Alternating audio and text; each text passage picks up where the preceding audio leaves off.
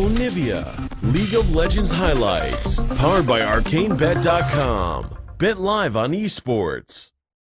Here from BBQ. Cho'Gath will be locked in. Okay, first game of the day, first Cho'Gath. We saw 1 in 5 games yesterday, 1 in game 1 here. Cho'Gath. We'll have a lot to talk about. They're hitting each other. They're hitting each other. They're still hitting each other. They have a long time to work up the aggression. Okay, yeah, Ian does flash. They're trying to pick this one up. Ultimate does go down as MÁA is being protected. Heroic Entrance comes in, and now he can't take any damage. Explosive Cast a little bit too early, and that means it's not going to do any of the damage. Ian now looking for his way in. His Tempt, he's going to fall down. First blood goes to Beyond. Is now BBQ chasing after ADD, but he's keeping the Bramble Smash.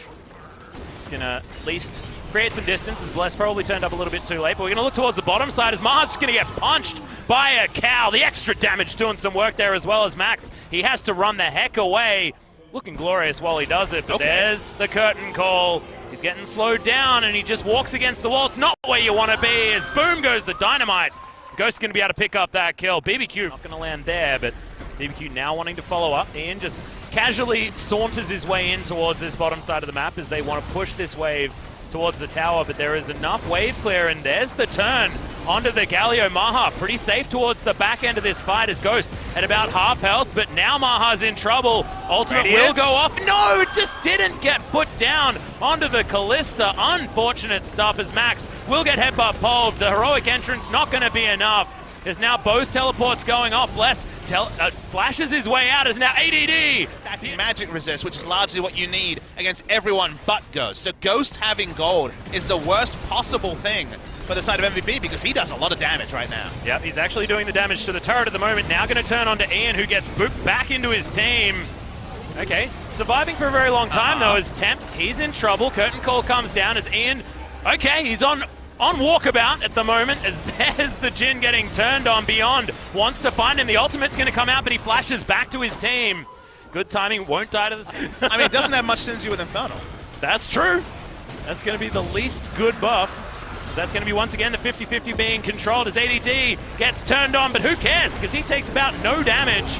MÁA finally found his ultimate button. Cosmic Radiance, another option is there's no damage being done to Tempt, and enough to actually get a kill as Beyond picks that one up. Justice Punch onto Totoro, and he gets taunted in the end after flashing out of the way. Doesn't have Unbreakable Will anymore, and he may also fall down as MÁA gets his first kill of this particular. Now remember, Bless is alive, so this is not as trivial a take as you might think.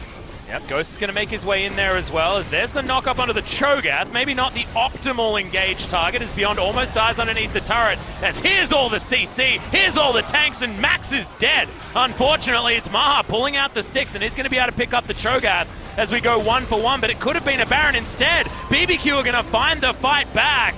ADD moves out of the way of the curtain call, and the Sap Magic is doing work. Tempt gets slowed down by a billion different things, and now we've got the Benny Hill music. Yakety sax once again from Smithy as ADD can knock himself back in. I believe that was Tempt that turned that one around.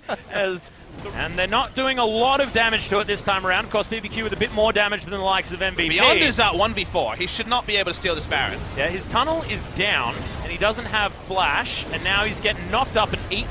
Okay, that's not going to be the Baron going over to MVP, and it is going to be locked down once again by Crazy. Gets himself the kill, starting to get massive, but getting a lot of that damage in as well as Max gets stunned by the Deadly Flourish. They got a fair bit of poke damage as well as Tempt. He's looking for it, gets the flash, and the Trinity Force proc is going to be enough. They'll secure the turret as well as ADD's going to turn up late. Remember, this is a 4 versus 5. Make that a 5 versus 3.